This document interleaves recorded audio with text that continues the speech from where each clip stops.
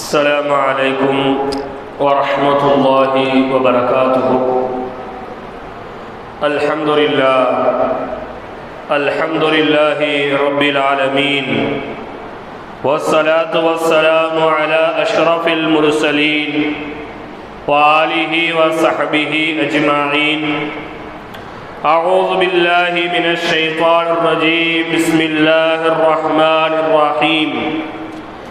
يا أيها الذين آمنوا إذا نودي للصلاة من يوم الجمعة فاسعوا إلى ذكر الله وذروا البيع ذلكم خير لكم إن كنتم تعلمون. صدق الله العلي العظيم وصدق رسوله النبي الكريم ونحن على ذلك من الشاهدين. قال نبينا وسيدنا وشفيعنا وحبيبنا وقرة أعيننا وثمرة فؤادنا سيدنا محمد صلى الله عليه وسلم: إنما الأعمال بالنيات، أو كما قال عليه الصلاة والسلام. صدق نبينا سيد البشر صلى الله عليه وسلم. الحمد لله. சர்வ புகழும் புகழ்ச்சியும் ஏக இறைவனாகிய அல்லாஹ் ஒருவனுக்கே உரித்தாகுக.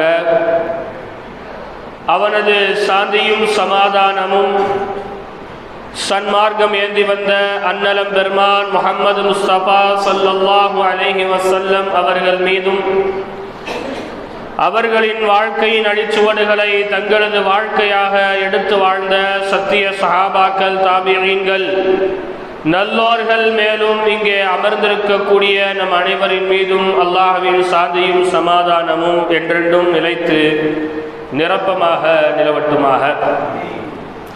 பேரன்புமிக்க இஸ்லாமிய சகோதரர்களே, தொடர்படியாக 3 வாரங்கள் வுது செய்வதனுடைய சட்டதிட்டங்களை குறித்து நாம் தொடர்படியாக பேசிக்கொண்டிருக்கின்றோம். இந்த 3 வாரங்களில் ஒழுவினுடைய ஃபர்துகள் என்ன, ஒது செய்வதனுடைய சுன்னத்துகள் என்ன, ஒலுவை முறிக்கக்கூடியவைகள் என்ன, ஒது செய்யாதவர் செய்யக்கூடாத காரியங்கள் என்ன, ஒலுவை குறித்து நாம் பெரும்பாலும் பல விஷயங்களை நாம் தொடர்ந்து சொல்லி அதை அறிந்திருக்கின்றோம். அதன்படி செயல்படக்கூடிய பெரும் வாய்ப்பை அல்லாஹ் நம் அனைவருக்கும் தருவானாக. ஒதுவை பற்றி 3 வாரங்களாக நம்ம தொடர்ச்சியாக பேசுவதற்கு ஒரு முக்கிய காரணம் உண்டு. நம் மத்தியில் இன்றைக்கு ஒது செய்வது என்பது ஏதோ முகங்களை, கை கால்களை கழுவிக்கொள்வதுதான். கழுவிக்கொண்டு நாம் தொழ வேண்டும். ஒலுவுக்கென்று தனியான நன்மைகள் எதுவும் கிடையாது. ஒது செய்வதனால நமக்கு மார்க்கத்தில் எந்த விதமான பிரயோஜனமும் இல்லை. நம்ம மூஞ்சை கழுவிக்கிறோம், கையை காலை கழுவிக்கிறோம், இதுக்கு பேர் தான் ஒது அப்படின்னு நம்ம நினைச்சுக்கிட்டு இருக்கிறோம். ஆனால் இவ்வளவு நம்ம 3 வாரங்களா ஒதுவை பற்றி இவ்வளவு சட்டங்கள் சொன்னதற்கான ஒரு முக்கிய காரணம் என்னவென்று சொன்னால், ஒது செய்து தொழக்கூடியதுடைய நன்மையை நாம் தெரிந்து கொள்ள வேண்டும். ஒது செய்வதனால ஒரு மனிதனுக்கு என்னென்ன நன்மைகள் கிடைக்கிறது, இம்மையில் என்ன கிடைக்கிறது, மறுமையில் என்ன கிடைக்கிறது என்பதை நாம் தெரிந்து கொள்ள வேண்டும். முதல்ல ஒது செய்வதனால மறுமையில் நமக்கு கிடைக்கக்கூடிய நன்மைகள் என்ன? ஹஜ்ரத் அபூ முஸ்லிம் ரலியல்லாஹு தஆலா அன்ஹு அவர்கள் அறிவிக்கின்றார்கள்: நான் என்னோடு பழகக்கூடிய என்னுடைய சக நண்பனான அபூ உமாமா அவர்களை சந்திப்பதற்காக நான் சென்றேன். அவர்களை சந்திப்பதற்காக அவர்களுடைய வீட்டிற்கு சென்றேன். அவர்கள் வீட்டில் இல்லை. உடனடியாக அவர்கள் எங்கே இருக்கின்றார்கள் என்று நான் விசாரித்தேன். அபூ உமாமா அவர்கள் பள்ளிவாசலில் தான் இருக்கின்றார்கள் என்கின்ற செய்தி எனக்கு கிடைத்தவுடனே நான் அபூ உமாமாவை பள்ளிவாசலில் சென்று நான் சந்தித்தேன். நான் சந்தித்த உடனே அபூ உமாமா அவர்களிடத்தில் நான் கேட்டேன்: قلت يا أبو أمامة إن رجلا حدثني منك. அபூ உமாமா அவர்களே, நீங்க சொல்லியதாக ஒரு மனிதர் என்னிடத்திலே ஒரு ஹதீஸை சொன்னார். அந்த ஹதீஸ் உண்மைதானா? உடனே அபூ உமாமா அவர்கள் கேட்கின்றார்கள்: நான் சொல்லியதாக ஒருவர் உங்களிடத்திலே ஒரு ஹதீஸை சொன்னார்களா? என்ன ஹதீஸ் சொல்லுங்க. சொன்னா அது உண்மையான ஹதீஸா, நான் சொன்னதுதானா, ரசூலுல்லாஹ்ட்ட இருந்து அதை நான் கேட்டிருக்கேன்னு நினைவுபடுத்தி நான் உங்கள்கிட்ட சொல்றேன் என்னுடைய சக நண்பர் நண்பர் அபு உமாமா அவர்கள் சொன்னார்கள். உடனே நான் சொன்னேன், ஒன்றுமில்லை அபு உமாமா, நீங்க ரசூலுல்லாஹ்ட்ட இருந்து கேட்டதாக ஒருத்தர் சொன்னாரே ஒரு ஹதீஸ், அந்த ஹதீஸ் என்ன தெரியுமா?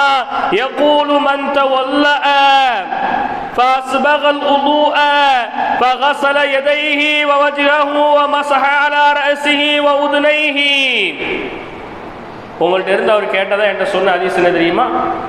ஒரு ஆள் நல்ல ஒழு செய்யறாரு, முகங்களை கழுகுறாரு, கைய கழுவுறாரு, காத மசகு செய்யறாரு, தலைக்கு மசகு செய்யறாரு, தன் உடல் உறுப்புகள் மொத்தத்தையும் நல்ல சுத்தமான முறையில பர்வையும் பேணி சுன்னத்தையும் பேணி ஒருவர் ஒது செய்து விட்டார். சும்மா காம இல ஸலாத்தின் மஃரூலத்தின், பிறகு பர்வாக்கப்பட்ட கடமையாக்கப்பட்ட ஏதோ ஒரு தொழுகையை அவர் தொழுகின்றார். அப்படி தொழுது விட்டால் கஃபரல்லாஹு லஹு ஃபீ ذلிகல் யௌமி, அன்றைய நாள் முழுக்க அவர் செய்த பாவங்களை அல்லாஹ் மன்னிக்கின்றானாமே. அப்படி நீங்க ஒரு ஆள்கிட்ட ஒரு ஹதீஸ ரசூலுல்லாஹ்ட்ட இருந்து சொன்னதாக நீங்க சொன்னீங்களே, அந்த ஹதீஸ் உண்மைதானா? அபூ உமாமா சொல்றாங்க, இதோட இன்னும் தொடர் இருக்குது, அந்த தொடரை சொல்லி முடியுங்க. உடனே அவங்க அபூ முஸ்லிம் அவங்க சொல்றாங்க, இன்னும் அதனுடைய தொடர் என்ன தெரியுமா? மா மஷ்த இலைஹி ரிஜ்லாஹு, அவர் கால்களை கழுவியதன் காரணமாக, கால்களை நல்ல சுத்தப்படுத்தியதன் காரணமாக கால்களால் செய்த பாவங்கள் அன்றைய தினம் மன்னிக்கப்படுகிறதாமே. வகபலத் இலைஹி யதாஹு, அவர் கைகளை நல்ல சுத்தமான முறையில் கழுவியதன் காரணமாக அவர் கைகளால் செய்த பாவங்கள் மன்னிக்கப்படுகிறதாமே. வசமிஅத இலைஹி உதுனாஹு, அவர் காதுகளை மசகு செஞ்சதின் காரணமாக காதுகளால் செய்த பாவங்கள் மன்னிக்கப்படுகிறதாமே. வனவரத் இலைஹி ஐனாஹு, அவர் கண்களால் செய்த பாவங்கள் மன்னிக்கப்படுகிறதாமே. வஹத்தஸ பிஹி நஃப்ஸஹு மின் சூஇன், இன்னும் அவர் மனசுல ஏதாவது தப்பு பண்ணணும்னு நினைச்சிருந்தா கூட அந்த தப்பையும் அல்லாஹ் மன்னிக்கிறானாமே. ஒழு செய்வதனால இவ்வளோ நன்மையா கிடைக்கிறது, இவ்வளோ நன்மை கிடைப்பதாக நீங்க ஒரு ஆள்கிட்ட ஒரு ஹதீஸ சொன்னீங்களே, அது உண்மைதானா?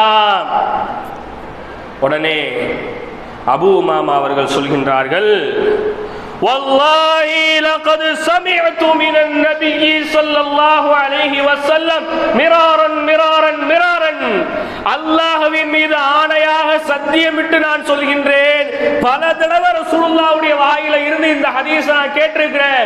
ஒவ்வொரு தருணங்கள்லையும் ஒவ்வொரு கோணங்கள்ல இந்த ஹதீஸை ரசூலுல்லாஹ் சொல்லி நான் கேட்டிருக்கேன். ஆமா, உண்மைதான். ஒழு செய்யறதுனால கையால் செய்த பாவம் மன்னிக்கப்படுது, ஒழு செய்யறதுனால காலால் செஞ்ச பாவம் மன்னிக்கப்படுது, ஒழு செய்யறதுனால நாவால் செஞ்ச பாவங்கள் மன்னிக்கப்படுது, ஒழு செய்யறதுனால காதால் செய்த பாவங்கள் மன்னிக்கப்படுது. ஏன்? அவர் மனதில் பாவம் செய்ய வேண்டும் என்று நினைத்திருந்தாலும் கூட அந்த பாவத்தையும் அல்லாஹ் மன்னிக்கிறான். அதனாலதான் ஒழு என்பது ஒரு மிகப்பெரிய இபாதத்தாக இருந்து கொண்டிருக்கிறது. நம்ம சொல்லும் போதே கூட சொல்லியிருந்தோம், பெருமானார் ஸல்லல்லாஹு அலைஹி வஸல்லம் அவங்க ஒது இல்லாமல் இருந்த நாட்களே இல்லைங்க, கிடையாது. ஒது பிரிஞ்சதோட ரசூலுல்லாஹ் என்ன செய்வாங்க? உடனடியாக ஒது செய்வாங்க. இப்போ இந்த சட்டங்களை நம்ம என்ன செஞ்சு முடித்தோம்? ஒலுவினுடைய ஃபர்து 6 இருக்குது, சுன்னத்து 15 இருக்குது, ஒலுவை முறிப்பது 5 இருக்குது, ஒலுவினுடைய மக்ரூஹ்கள் ஒரு 8 எண்ணம் இருக்குன்ட்டு எல்லாத்தையும் இன்ஷா அல்லாஹ் நம்ம சொல்லி முடிச்சிருக்கிறோம். எல்லாருக்கும் நினைவில் இருக்குன்னு நினைக்கிறோம். அதை நினைவுபடுத்துவதற்காக ஒரு சின்ன முயற்சி எடுத்திருக்கின்றோம். அதை இன்ஷா அல்லாஹ் பயானுடைய இறுதியில் நம்ம சொல்வோம். சரி, இப்போ அதெல்லாம் முன்னாடி இருந்து நம்ம சொல்லிட்டு இருந்தால் நேரம் இல்லை, நேரம் ரொம்ப ஷார்ட்டாக இருக்கிறதுனால ஒது செய்ய முடியலை. என்ன செய்ய? ரொம்ப மனசுக்கு ஒரு சந்தோஷமாக இருந்துச்சு. ஒரு ஆள் கேட்டாங்க, ஜும்மாவில் நீங்கள் இதை பற்றியே சொல்கிறீங்களா சத்து, இந்த குளிப்பை பற்றியும் தைமத்தை பற்றியும் கொஞ்சம் சொன்னால் நல்லா இருக்குமே. ஒது செய்ய முடியாத சூழ்நிலையில் என்ன செய்ய? தண்ணியே கிடைக்கல, அல்லது எனக்கு கடுமையான காய்ச்சல் இருக்கு, ஒது செஞ்சால் ஜன்னி கொண்டு போய் எனக்கு வச்சிரும், அல்லது என் வீட்டில் தண்ணி இருக்கு, சமைக்க மட்டும்தான் தண்ணி இருக்குது, ஒழு செய்யவோ சிறுநீர் கழித்து சுத்தம் பண்ணவோ தண்ணி இல்லை, என்ன செய்யலாம்? ஆனால் எனக்கு தொழணும், தொழுகை விடுறதுக்கு என்ன இல்லைங்க, அனுமதியே இல்லை, என்ன செய்யலாம்? அதனுடைய சட்டங்களை இன்ஷா அல்லாஹ் இந்த வாரம் ரொம்ப சுருக்கமாக நாம் சொல்லி முடிப்போம். ஒது செய்ய முடியவில்லை என்று சொன்னால், ஒது செய்வதற்கான வாய்ப்புகள் வசதிகள் நம் இடத்தில் இல்லை என்று சொன்னால், தயமம் என்று சொல்லி மார்க்கத்தில் ஒரு விஷயம் இருக்கிறது. அந்த தயமத்தை அவர் செய்து கொள்ளலாம். ஒரு மனிதன் எப்பொழுது தயமம் செய்யலாம்? தயமம் சொன்ன மண்ணை வச்சு ஒழு செய்யறது, கிட்டத்தட்ட மண்ணை வச்சு ஒழு செய்யறது. தயமம் செய்வதற்கு ஒரு மனிதனுக்கு 3 காரணங்கள் இருக்க வேண்டும். 3ல ஏதாவது ஒரு காரணம் என்ன செய்யணும்? இருக்கணும். முதல்ல அவருக்கு ஒது செய்வதற்கு, குளிப்பதற்கு தண்ணி இல்லாம இருக்கணும். உதாரணத்துக்கு பார்த்துப்போமே, இன்னும் கொஞ்ச காலங்களில் எங்கேயுமே தண்ணி இருக்காது. ஏன்னா எல்லா பக்கமும் என்ன செய்யறாங்க? போர் போடுறாங்க, மீத்தேன் எடுக்கிறது, அது எடுக்கிறது, இது எடுக்கிறது. இப்போ விவசாய நிலங்கள் ஃபுல்லா பில்டிங்கா மாறி போச்சு. இருக்கிற நிறைய கிணறுகளை அடைச்சிட்டாங்க, நிறைய குளங்கள்லாம் என்ன செய்யப்படுது? மூடப்படுது. இன்னொரு காலம் என்ன செய்யும்? தண்ணிக்கு பஞ்சகாலம் என்பது ஒன்று வரும். இல்லைன்னு சொன்னா தண்ணி தான் இருக்கிறதுலே டாப் லெவல்ல இருக்கக்கூடிய பிசினஸா இருக்கும். தண்ணியை விற்கிறது தான் நிச்சயம் இருக்கும். இப்போ தண்ணி எங்க வீட்டில் இல்லை, குளிக்கிறதுக்கு இல்லை, ஒழு செய்யவும் இல்லை. இந்த மாதிரி தண்ணி சுத்தமா இல்லாம போனா ஒரு ஆள் தயமம் செய்யலாம். இன்னொரு ஆள் யாருன்னு சொன்னா, தண்ணியை உடம்புல பட்டுச்சுன்னு சொன்னா கொடுமையான நோய் வந்து இறந்து போயிருங்கிற அளவுக்கு பயம் இருக்கு. உதாரணத்துக்கு சொல்லுவோமே, இந்த கையில இங்க இருந்து இவ்வளவு தூரம் வெட்டுப்பட்டிருக்கு, இவ்வளவு தூரம் என்ன செஞ்சிருக்கு? வெட்டுப்பட்டிருக்கு. அல்லது முகத்துல ஒரு ஆக்சிடென்ட் ஆகி நல்ல முகம் ஃபுல்லா பாதி முகம் என்ன செஞ்சிருக்கு? கிழிஞ்சிருக்கு. இப்ப இந்த மாதிரி டயத்துல என்ன செய்ய முடியாது? தண்ணியை வச்சு ஒழு செஞ்சோம்னா கண்டிப்பா ஆள் ஜென்னி வந்து ஸ்பாட் அவுட் ஆயிரும், மௌத்தா போற அளவுக்கு என்ன செய்யுது? ஒரு பயம் இருக்கு. இல்ல யாருக்குமே எனக்கு காய்ச்சல் வந்து 110 டிகிரிக்கு மேல இருக்கு, தண்ணி பட்டுன்னு சொன்னாலும் எனக்கு என்ன செய்யணும்? இருக்கவே முடியாது, ரொம்ப எனக்கு குளிர் நடிக்கிறோம், இப்படிங்கிற ஒரு தங்கடமான சூழ்நிலை இருக்கு. அவர் என்ன செய்யலாம்? தயமம் செய்யலாம். 3வது நபர் யாருன்னு சொன்னா, வீட்டுல தண்ணி இருக்குது, ஆனா அந்த தண்ணி குடிக்கிறதுக்கும் சமையல் பண்றதுக்கு மட்டும்தான் இருக்கு, வேற எதுக்கும் இல்ல, தண்ணி இல்ல. இருக்கிற தண்ணியை நான் ஒழு செஞ்சுட்டேன்னு சொன்னா அடுத்த வேற சாப்பாடு சோறு பொங்கிறதுக்கு என்கிட்ட தண்ணி இருக்காது அப்படிங்கிற ஒரு பயம் இருந்தா ஒழு செஞ்சு கொள்ளலாம். இந்த 3 தயமம் செய்து கொள்ளலாம். இந்த 3ம் அல்லாம வேற எந்த காரணத்துக்கும் தயமம் செய்ய முடியாது. ஒரு ஆள் சொல்லுது, சத்து வெங்காயம் வெட்டிக்கிட்டே இருந்தேன், லேசா கையில பிளேட் போட்டுருச்சுங்க பாருங்க, தயமம் செஞ்சுக்கிட்டா செய்ய முடியாது. இப்போ இது வந்து குளிர் சீசனா இங்க இருக்கு, இது வந்து குளிரா, அதனால நிறைய பேருக்கு சுபுக்கு வர முடியலையா. அவ சவுதியெல்லாம் போய் பார்த்தா, நெதர்லாந்து ஐஸ்லாந்து போய் பார்த்தா என்ன செய்வோம்? வெந்நீர் தூக்கி ஊற்றினாலே பனிக்கட்டியா தான் கீழே வரும். அந்த மாதிரி குளிர்லையுமே கூட பனிக்கட்டியை வச்சு ஒழு செய்யற வீடியோலாம் சமீபத்தில் பார்த்தோமா இல்லையா? ஒரு ஆள் பனிக்கட்டி என்ன செய்யறாங்க? தோண்டி அப்படி பனிக்கட்டி எழுதி மூஞ்சில தேய்ச்சி கையில தேய்ச்சி ஒழு செய்யற மாதிரிலாம் பார்த்தோம். இப்போ நம்ம ஊர்ல இருக்க பாருங்க குளிர், இதெல்லாம் என்னதுல குளிர் இல்லை. இந்த குளிருக்கு நமக்குலாம் ஒண்ணுமே செய்ய தாராளமா என்ன சொல்லலாம்? நீங்க பிஸ்மி சொல்லி ஒழு செய்யலாம், அல்லது தண்ணியை சூடு பண்ணி கூட என்ன செஞ்சிடலாம்? ஒழு செஞ்சிடலாம். இல்லை எனக்கு ரொம்ப குளிரா இருக்கு, அதனால என்ன ஒழு செய்யவே முடியாதுன்னு சொல்லிட முடியாது. அதே மாதிரி இப்போ தண்ணி பஞ்சம் இப்பொழுதைக்கு அவ்வளோ இல்லாமல் இருக்கிற சட்டங்களை நீங்கள் தெரிஞ்சு வச்சுக்கணும். ஏன்னு சொன்னால் தொழுகையை எந்த நேரத்திலையும் விடுறதுக்கு அனுமதியே இல்லை. உதாரணத்துக்கு ஒரு பெரிய பயணத்தில் இருக்கீங்க, இப்போ இங்கேருந்து எங்கே போகிறீங்க? இங்கேருந்து ஒரு மும்பை போகிறீங்க, ஒரு பாம்பே போகிறீங்க. போகிற ட்ரெயின் பெட்டியில் வந்து தண்ணி வரலை, பைப்பில் தண்ணி வரலை. அப்போ நம்ம சின்ன டப்பால் என்ன செஞ்சுருக்கோம்? மண் வச்சுருக்கிறோம். அதில் நம்ம உட்காந்துருக்கிற சீட்டையோ பேக்கையோ தூக்கிட்டு பார்த்தா நல்ல சுத்தமான புழுதி இருக்குது நமக்கு தெரியுதுன்னு சொன்னால் உடனே டக்குன்னு ட்ரெயின்லேயே வச்சு செஞ்சலாம், தயமம் செஞ்சு தொழுதுதான். இந்த மாதிரி ஒரு தங்கடமான சூழ்நிலைக்கு தயமம் செஞ்சு உடனே தொழுவதற்காக இந்த சட்டங்களை நம்ம என்ன செஞ்சுக்கணும்? தெரிந்து வச்சுக்கணும். சரி, தயமம் செய்வதற்கு ஏறத்தாழ ஒரு 4-5 ஃபர்துகள் இருக்கு. இந்த 5 விஷயத்தை நம்ம கடைபிடிச்சா என்ன செய்யணும்? தயமம் செய்யணும். 1 நியத் வைக்கிறது. முதல் விஷயம் என்னது? நியத் வைக்கிறோம். என்ன நியத் வைக்கிறோம்? யா அல்லாஹ் எனக்கு தண்ணியே இல்லை, எனக்கு எந்த சூழ்நிலையுமே இல்லை, அதனால நான் என்ன செய்யறேன்? தயமம் செய்யறேன் அப்படின்னு சொல்லி நியத் வைத்துக் கொள்வது. 2வது, மண்ணுல, நல்ல சுத்தமான மண்ணுல 2 கையையும் அடிச்சு முகத்திலையும் கையையும் தடவி கொள்வது. 3வது, வரிசையாக செய்வது. 4வது, ஒவ்வொரு வாட்டியும் தயமம் செய்யும் போது 2 வாட்டி என்ன செய்யணும்? மண்ணில் அடித்து கழுவணும். சரி, இப்போ தயமம் செய்யக்கூடிய முறைகளை சொல்லிடுறேன். தயமம் செய்யக்கூடிய முறைகள் என்ன? முதல்ல சுத்தமான மண்ணாக இருக்கணும். ஒரு ஆற்று மண், அல்லது நமக்கு வீட்டில் கால் நடமாட்டம் இல்லாமல் பள்ளியாசல ஒரு வாரத்தில் கொட்டி போட்டிருக்காங்க, கண்டிப்பாக நமக்கு தெரியுது இங்கே நாயோ பூனையோ எதுவும் வந்திருக்காது, மண் நல்லா க்ளீனான மண் தான் நமக்கு தெரியுது. இந்த மாதிரியான மண், அல்லது கொஞ்சம் மண்ணை எடுத்து நல்ல ஒரு இதில் வச்சு நம்ம என்ன செய்கிறோம்? ஜலிக்கிறோம். அப்படி ஜலிக்கிறனால அதுலேருந்து தூசி வருது, சின்ன சின்ன மண் கிடக்கு. இந்த மாதிரி சுத்தமான மண் நல்லா கவனிச்சுக்கணும். முறை எப்படிங்கிறத சொல்லிடுறேன். கொஞ்சம் போல ஒரு டப்பால மண் இருந்தாலும் என்ன செய்யும்? போதும். அந்த டப்பாவில் இருக்க மண்ணை வச்சு எத்தனை வாட்டினாலும் நம்ம தயமம் செஞ்சுக்கலாம். உடனே அந்த மண்ணை எடுத்து முதல்ல கீழே கொட்டி 2 கையில் அடிக்கிற அளவுக்கு பரத்தி விடணும். இப்போ இவ்வளோதான் மண் இருக்குது, எடுத்து கீழே கொட்டிட்டோம், 2 கை வைக்கிறதுக்கு இந்த அளவுக்கு இடம் தேவைப்படும். அந்த அளவுக்கு நல்லா பரத்தி விட்டுட்டு அந்த மண்ணில் முதல்ல என்ன செய்யணும், 2 கையும் உள்ளங்கையையும் நல்லா அடிக்கணும். அடித்து பிறங்கையை மடக்கி இப்படி தட்டணும், 2 தட்டு தட்டணும். தட்டிட்டு தயமம் செய்கிறேன் அப்படின்னு சொல்லி என்ன செய்யணும், தடவணும். திரும்பவும் என்ன செய்யணும், மண்ணில் 2 வாட்டி என்ன செய்யணும், அடிக்கணும். அடித்து திரும்பவும் பிறங்கையை மடக்கி 2 தட்டு தட்டி திரும்ப என்ன செய்யணும், கையில் தேய்க்கணும். தேய்ச்சிடும் சொல்ல என்ன செஞ்சிடும், தயமம் என்பது நிறைவேறிவிடும். இந்த தயமத்தை வச்சு என்ன செஞ்சுக்கலாம், நம்ம தொழுதுக்கலாம். தயமம் செய்யும்போது முக்கியமான ஒரு விஷயம் என்னன்னு சொன்னால், மூக்கினுடைய பகுதிகளில் உதட்டு பகுதிகளில் மண் படுற அளவுக்கு நல்லா தயமம் செய்யணும். இப்படி என்ன செஞ்சிடக்கூடாது, தடவிடக்கூடாது. மேக்கப் போடுற மாதிரி பவுடர் அடிக்கிற மாதிரி என்ன செஞ்சிடக்கூடாது. தடவி நல்லா தண்ணியை வச்சு எப்படி கழுவுறோமோ அந்த மாதிரி நல்லா ஓங்கி அடிச்சு நல்லா என்ன செய்யணும், மூக்கு பகுதியில் இந்த இடத்துல என்ன செய்யணும், மண் படுற அளவுக்கு தயமம் செஞ்சுக்கணும். அதே மாதிரி என்ன செய்யணும், முட்டுகைக்கு மேலே இந்த மண்ணை தடவிக்கிட்டு தொட முடியுமான்னு கேட்டால் தாராளமாக என்ன செஞ்சிடலாம், தொழுதுடலாம். ஏன் மார்க்கம் இந்த அளவுக்கு சட்டம் நமக்கு சொல்லி தருதுன்னா, தொழுகையை விடுறதுக்கு நீ காரணமே தேடக்கூடாது. தண்ணி இல்லை, அது இல்லை, எனக்கு காய்ச்சல் வந்துருச்சு, அப்படி இப்படி நீ எந்த ரீசனையும் நீ தேடவே கூடாது. ஏதாவது ஒரு அடிப்படையில் நீ தொழுது ஆகதான் செய்யணும். அப்படிங்கிறதுக்காக மார்க்கம் என்ன செய்யுது, இவ்வளவு சட்டங்களை நமக்கு ரொம்ப இலகுவான முறையில் என்ன செய்யுது, நமக்கு சொல்லி தருது. அதே மாதிரி தயமம் செய்ய ஆரம்பிக்கும் போது பிஸ்மில்லா சொல்லி என்ன செய்யணும், ஆரம்பிக்கணும். தயமம் செய்யும் போது ஒரு விஷயம் நம்ம நல்லா கவனிச்சுக்கணும், முகத்துல மொத்தத்தை தேய்ச்சிடக்கூடாது. முகத்தினுடைய வலது பக்கத்துல மேல இருந்து தடவணும். இப்போ மண்ணை அடிச்சு 2 கையில் அடிச்சிட்டோம், அடிச்சு இந்த கையை வச்சு இந்த இடத்துல நினைச்சிடும் தடவணும். 2வது இந்த கையை வச்சு இந்த இடத்துல நினைச்சிடும் ஃபுல்லாக தடவணும். முகத்தினுடைய மேல் பக்கத்திலிருந்து வலது பக்கத்திலிருந்து என்ன செய்யணும், முற்படுத்தி கொண்டு வரணும். அது ரசூல் ஸல்லல்லாஹு அலைஹி வஸல்லம் அவங்களுடைய சுன்னத்தாக இருக்கு. அதே மாதிரி தயமத்தில் மண்ணில் கையை வச்சு அடிக்கும் போது கையை என்ன செஞ்சிடக்கூடாது, விரல்கள் ஒட்டி இருக்கக்கூடாது. விரலை நல்லா விரிச்சு வச்சு என்ன செய்யணும், அடிக்கணும். விரலை நல்லா விரிச்சு வச்சு மண்ணில் அடிக்கணும், கையை ஒட்டி வச்சு அடிக்கக்கூடாது. அதே மாதிரி என்ன செய்யணும், மண்ணில் நல்ல புழுதி இருக்கக்கூடிய மண்ணாக எடுத்து வச்சு அடிக்கணும். இப்போ செம்மண்ணில் எடுத்து தயமம் செய்யலாமா, செம்மண் தயமம் செய்ய முடியாது. ஏன்னா பெரும்பாலும் அது கட்டி மண்ணாக தான் என்ன செய்யும், கிடைக்கும்.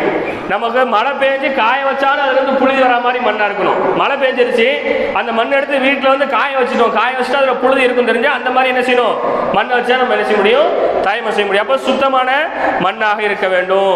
தயமம் எப்போ முறியும் சொன்னால், எதுக்காக நம்ம தயமம் செஞ்சோமோ அந்த தேவைகள் நம்ம விட்டு நீங்கி போச்சுன்னா தயமம் முறிஞ்சு போயிடும். தண்ணியில் ஒழு செஞ்சுருக்கோம், திடீர்னு தண்ணி வந்துருச்சு, தயமம் முறிஞ்சு போயிடும். தயமம் என்ன செஞ்சிடும், முறிஞ்சு போயிடும். நல்ல காய்ச்சல் அடிக்கும் தயமம் செஞ்சிருக்கோம், ஒரு ஊசியை போட்டோம், காய்ச்சல் விட்டுருச்சு, தயமம் என்ன செஞ்சிடும், முறிஞ்சு போயிடும். அதே மாதிரி ஒது செய்யும் போது ஒதுவை எதெல்லாம் முறிக்குமோ அவை அனைத்தும் என்ன செஞ்சிடும், தயமத்தையும் முறித்து விடும். அப்போ நமக்கு தண்ணி இல்லைனாலும் சரி, எந்த சூழ்நிலை வந்தாலும் சரி, தயமம் செஞ்சாவது நம்ம தொழுது விட வேண்டும். அதே போன்று குளிப்பினுடைய சில முக்கியமான கடமைகளை நம்ம தெரிஞ்சுக்கணும். குளிப்பு ஏன் கடமையாகுது அப்படிங்கிறத நம்ம ஜும்மா மேடையில் பேச முடியாது.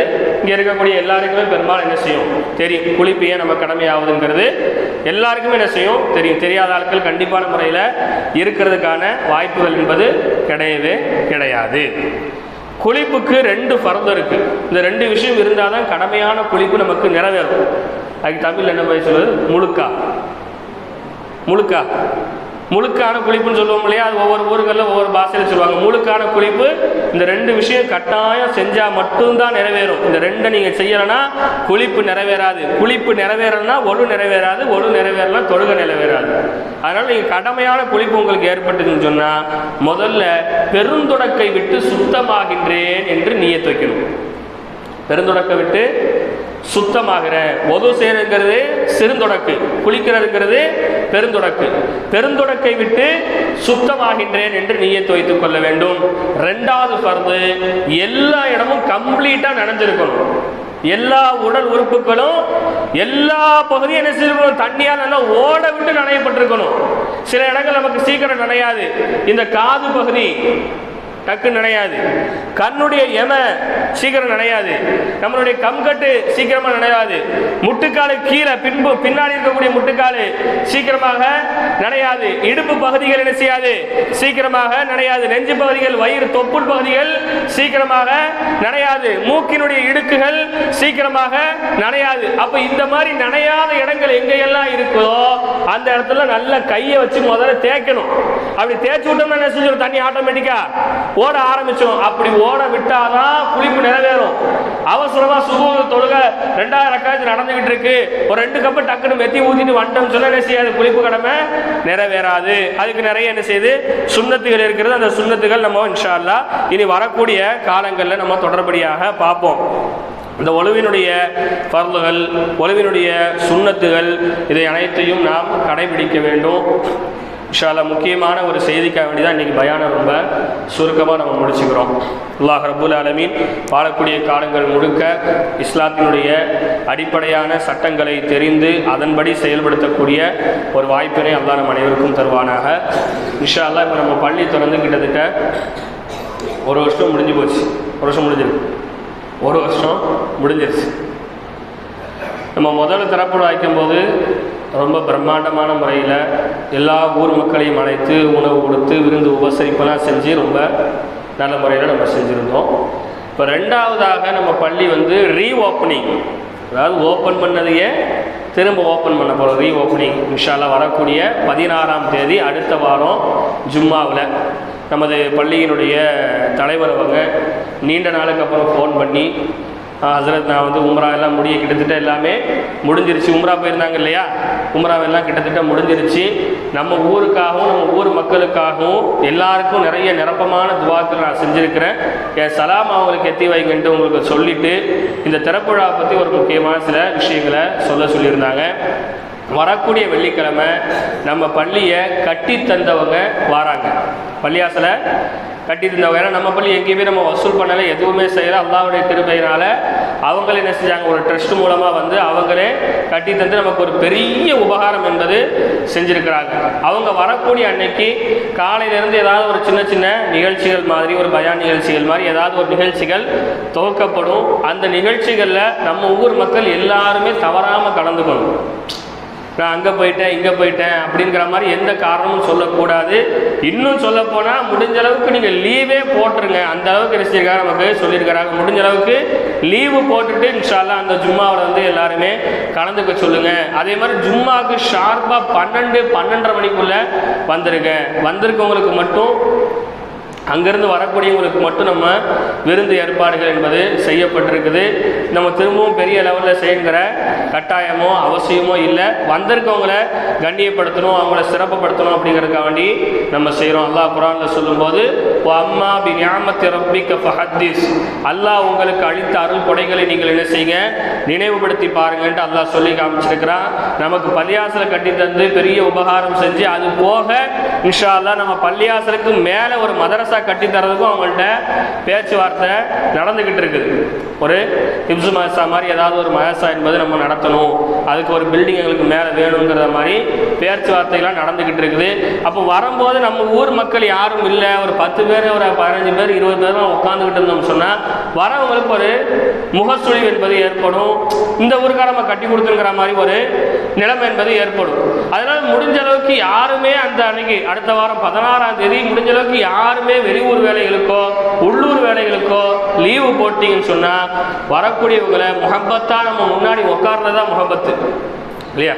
இப்போ சாப்பாடு வைக்கிறோம், அதை செய்கிறோம் கண்ணியப்படுத்த. 2வது விஷயம், ஒருத்தவங்க இப்போ நம்மளை பார்த்து பேசும்போது பரவாயில்லையே 100 பேர் உள்ளே இருக்காங்க, இப்போ வெளியே ஒரு 20 பேர் இருக்காங்க, இன்னும் கொஞ்சம் கூட பள்ளியாசலை பெருசாக கட்டி கொடுத்துருக்கலாமே அப்படிங்கிற ஒரு எண்ணம் தான் அவங்களுக்கு வரணுமே தவிர 40 பேருக்காக நம்ம 100 பேர் உட்கார்ற பள்ளியாசலை கட்டி கொடுத்துருக்குங்கிற ஒரு எண்ணம் அவங்களுக்கு வந்துடக்கூடாது. அதனால் ஒரு நாள் லீவ் போடுறதுனால நம்ம ஒன்றும் குறைஞ்சி போகிறதில்லை. அல்லாஹ் ரசூலுக்காக நம்ம அதை கண்டிப்பான முறையில் நம்ம விடுமுறை விட்டுட்டு அந்த நாட்களை நம்ம கண்ணியப்படுத்தணும். இன்னும் குறிப்பாக நம்ம ஊர் மக்களுக்காக அசத்து நிறைய துவா செஞ்சதாக சொன்னாங்க. பள்ளிவாசலுக்காக வேண்டி, மதரசாக்காக வேண்டி, மாணவர்களுக்காக வேண்டி, நிர்வாகத்துக்காக வேண்டி, பள்ளிக்காக உழைச்சவங்க, ஊரில் இருக்கக்கூடிய வயதானவங்க எல்லாருக்கும் ரொம்ப துவா செஞ்சு அவங்களுடைய சலாத்தையும் நமக்காக வேண்டி சொல்லியிருக்கிறாங்க. அதனால் இன்ஷா அல்லாஹ் அடுத்த வாரம் எல்லாருமே கொஞ்சம் முன்கூட்டியே வருகை தந்து வந்திருக்கவங்களை உபசரித்து கண்ணியப்படுத்தி அனுப்புவோம். அல்லாஹ் ரப்புல் ஆலமீன் இம்மையிலும் மறுமையிலும் நமக்கு வெற்றி தருவானாக.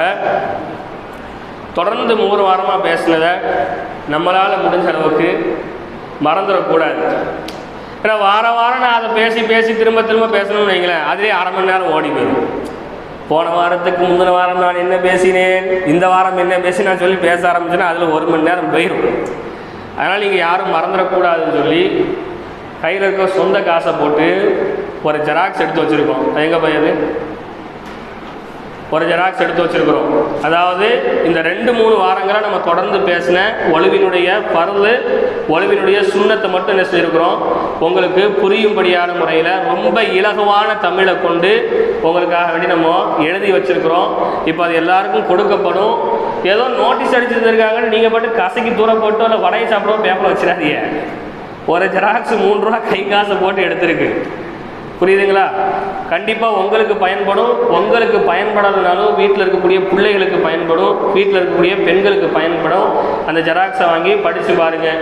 இதில் நிறைய எனக்கு சந்தேகம் இருக்குன்னு சொன்னால் என்னுடைய நம்பரை தொடர்பு கொண்டு நீங்கள் பார்த்துக்கலாம். நம்ம 2 வாரமாக பேசின பயான்கள் ஃபுல்லாகவே நெட்டில் இருக்குது. நீங்கள் அதுவும் என்ன செஞ்சுக்கலாம், எடுத்து பார்த்துக்கலாம். ஏன் இவ்வளோ முயற்சி நம்ம எடுக்கணும்னு சொன்னால் திரும்ப நான் அந்த விஷயத்தை பதிவு பண்ணிக்கிட்டே இருக்கிறேன். நிறைய பேர் சட்டங்கள் தெரிஞ்சதுக்கப்புறமும் மெத்தனத்தனமாக ஒழு செய்கிறீங்க. தயவு செஞ்சு தவிர்த்துக்கங்க. நான் இப்படி தான் செய்வேன் அப்படிங்கிறதுக்காக என்ன செய்யாதீங்க, தயவு செஞ்சு செய்யாதீங்க. 2, 3, 4 வாரம் ஆச்சு. இதோட கிட்டத்தட்ட 1 மாசமா ஒழுவினுடைய சட்டங்களை நம்ம சொல்லியிருக்கிறோம். ஒழு செய்யும் போது பேசாதீங்க, 2 கையில ஒழு செய்யுங்க, ஒழு செய்யும் போது கால் நல்லா கழுவுங்க, ஒழு செய்யும் போது அரையும் குறையமா செஞ்சுட்டு வராதிங்க, பாத்ரூம் உட்காந்து பேசாதீங்கன்னு சொன்னா அது எங்கேயோ யாருக்கோ ஏதோ ஒரு அசத்து, ஏதோ ஒரு ஊர்ல எவனுக்கோ பேசுற மாதிரி இருக்கிறோம். பெரிய தப்பு இல்லையா? சட்டம் தெரியாம நீங்க கொலையே பண்ணாலும் எல்லாம் மன்னிச்சுப்பாங்க. கொலை பண்ற எனக்கு பாவம் தெரியாது, அசத்தை நான் கொலை பண்றேன் எல்லாம் மன்னிச்சிருவான். ஒரு தப்பு பண்றது தப்புன்னு தெரிஞ்சு ஒரு சின்ன எருமை கொண்டா கூட அல்ல அது கேள்வி கேட்பான். உன்னை தொந்தரவு பண்ணாம எதுக்கு எருமையை கொண்டு இல்லையா? சட்டங்களை நம்ம சொல்லியுமே கூட என்ன செய்ய அந்த மாதிரி செய்யாதீங்க. நிறைய பேரை பார்க்கணும். தண்ணியை ரொம்ப திறந்து விடாதீங்க, தண்ணியை குறைச்சி திறந்து விடுங்க. ஒழு செய்யும்போது தயவு செஞ்சு அந்த வாயை கொஞ்ச நேரமாக ரெஸ்ட் கொடுங்க. மறுமையெல்லாம் போய் இப்படி தான் நம்ம வளருவோம்னு சொல்லி அல்ல மறுமையில் வாய்க்கு பூட்டு போடுறதா என்ன செய்யறான், குர்ஆன்ல சொல்லி காமிக்கிறான். எனவே அல்லாஹ் ரப்பல் ஆலமீன் வாழக்கூடிய காலங்கள் முழுவதும் இஸ்லாத்தினுடைய அடிப்படையான சட்டங்களை, மார்க்கத்தை விளங்கி செயல்படுத்தக்கூடிய வாய்ப்பினை அல்லாஹ் ரப்பல் ஆலமீன் நம் அனைவருக்கும் தந்தருவானாக. இன்ஷா அல்லாஹ் நமது பள்ளிவாசலுடைய திறப்பு விழாவை அல்லாஹ் ரப்பல் ஆலமீன் எந்த விதமான இடையூறுகளும் தடங்களும் இல்லாமல், மன சங்கடங்கள் இல்லாமல் வரக்கூடியவர்களை கண்ணியப்படுத்தி மேன்மைப்படுத்தி இன்னும் இந்த பள்ளியினுடைய வளர்ச்சிக்கான வழிகளையும் அல்லாஹ் ரப்பல் ஆலமீன் என்றென்றும் ஏற்படுத்தி தந்தருள் புரிவானாக. அதை விட ஒரு ரொம்ப முக்கியமான விஷயம் சொல்லவே மறந்து போச்சு. நம்ம ஊரில் பெண்கள் மதரசாவும் மக்தப் மதரசாவும் ரொம்ப நல்ல முறையில் இயங்கி கொண்டிருக்குது. கிட்டத்தட்ட பெண்கள் மதரசாவில் ஒரு 70 பேருக்கு மேற்பட்டவங்க ஓதிக்கிட்டு இருக்கிறாங்க. நம்ம ஆண்கள் மதரசால பிள்ளைங்க மதரசால கிட்டத்தட்ட ஒரு 20 பிள்ளைங்க ஓதிக்கிட்டு இருக்காங்க. இந்த 20 பிள்ளைங்களில் நல்ல சரளமான முறையில் குர்ஆன் ஓதக்கூடிய மாணவர்களுக்கு ஹிப்ஸ் மதரசா, ஹாஃபில் மதரசா மாதிரி ஒரு மதரசா தொடங்கணும். அவங்களுக்கு குர்ஆனை மனப்பாடம் 30 ஜுஸ் என்ன செய்யணும், அவங்க மனப்பாடம் பண்ணணுங்கிறதுக்காக வேண்டி ஒரு சின்ன முயற்சியை நம்ம ஒரு 3 பிள்ளைங்களை தேர்ந்தெடுத்து அவங்கள ஓத வச்சுக்கிட்டு இருக்கிறோம். அதனால் அந்த பிள்ளைங்க வீட்டில் இருக்கக்கூடிய பெற்றோர்கள் பிள்ளைங்களை தவறாமல் மதரசாக்கு அனுப்புங்க. அவர்களுக்கு மக்ரீபுக்கு பிறகும் இஷாவுக்கு பிறகும் பாடம் இருக்குது. அதனால் அந்த பிள்ளைங்களை மக்ரீப் இஷாவுக்கு தொடர்படியாக அனுப்புங்க. அவங்களுக்கு புது பாடம் குர்ஆனை மனப்பாடம் பண்ணி சொல்லக்கூடிய பாடம் சுபுவுக்கு பின்னாடி பாடம் கேட்கக்கூடிய சூழ்நிலை இருக்கு. சுபுவுக்கு அனுப்பி வைங்க. உண்மையிலே நம்ம ஊரில் இருக்கக்கூடிய பிள்ளைங்க எல்லாம் ரொம்ப டேலண்டான பிள்ளைங்க தான். ஒரு 20 பிள்ளைங்கன்னு சொன்னால் 20 பிள்ளைங்களும் டேலண்டானவங்க தான். இவங்களுடைய திறமை வெளிவராமல் இருக்கிறதுக்கு காரணம், தயவு செஞ்சு யாரும் கோச்சிக்காதீங்க, தயவு செஞ்சு கோச்சிக்காதீங்க. இவங்க திறமை வெளிவராமல் இருக்கிறதுக்கு காரணம் பேரண்ட் தான். பெற்றவங்க தான் என்ன செய்கிறது, செல்லம் கொடுத்து அதை செஞ்சு இதை செஞ்சு ஓத போகிறேன்னு சொல்லக்கூடவங்க போய் சாயா வாங்கிட்டு வா, கடைக்கு போயிட்டு வா, இஷா தொலை போகிறேன்னு சொல்லும்போது எனக்கு போய் மாவு வாங்கி தந்துட்டு போ. தயவு செஞ்சு அந்த மாதிரியான செயல்பாடுகளை தவிர்த்துக்குங்க. பிள்ளைங்க பொய் சொல்ல மாட்டாங்க. ஏன்டா வரலாம் கேட்டால் உண்மையை சொல்கிறான். வீட்டுக்கு வேலை பார்ப்பியானா கேட்டால் நம்ம அடிக்க முடியாது. அடிக்க முடியுமா? உங்கள் வீட்டுக்கு மாவாங்க போவியா சாயா வாங்க போய் மடிக்க முடியாது. ஓத வந்ததுலேயே ரொம்ப நல்ல முறையில் ஓதி ஒரு 3 பிள்ளைங்க நினைச்சிருக்காங்க, அதுக்கு தேர்ச்சி பெற்றிருக்காங்க. இந்த காதர்னு சொல்லக்கூடிய ஒரு பையன், ஷாவுலமின்னு சொல்லக்கூடிய ஒரு பையன், பாசித்துன்னு சொல்லக்கூடிய ஒரு பையன் ரொம்ப தெளிவான முறையில் அழகான முறையில் ஓதி 2 நாளில் முக்கால் பக்கம் மனப்பாடம் பண்ணிட்டான். 2 நாள் தான் டைம். உட்காந்து தனியாக உட்காந்து பள்ளியாசல உட்காந்து ஓதுறான்னு அவன் பாட்டுக்கு ஓதுனா வந்தான், மனப்பாடம் பண்ணா சொன்னா போய்கிட்டே இருக்கான். அவன் தொடர்படியாக வந்தான்னு சொன்னா 30 நிமிஷம் அவன் மனப்பாடம் பண்றதுல ஒரு பெரிய ஆச்சரியமாகவே நம்ம ஊரில் செய்யாது தெரியாது. அந்த அளவுக்கு பிள்ளைங்கள்ட்ட திறமை இருக்கு, மனப்பாட சக்தி இருக்கு. பெற்றவங்க நீங்க பின்னாடி இருந்து பிள்ளைகளை நல்ல விஷயத்தின் பக்கம் தள்ளுங்க. நல்ல விஷயத்தின் பக்கம் உங்க பிள்ளைங்க 8 எடுத்து வைக்கும் போது அவனை பின்னாடி முடிஞ்சு தயவு செஞ்சு இழுக்காதீங்கிறதையும் உங்களுடைய கவனத்தில் நம்ம கொண்டு வந்துடணும். அல்லாஹ் ரப்பல் ஆலமீன் வாழக்கூடிய காலங்கள் முழுவதும் அல்லாஹ் ரசூலுக்கு கட்டுப்பட்டு வாழக்கூடிய பெரும் பாக்கியத்தை நம் அனைவருக்கும் தருவானாக. திரும்பவும் சொல்கிறேன், அது எதுவும் நோட்டீஸ் இல்லை, எல்லாரும் வாங்கிக்கோங்க.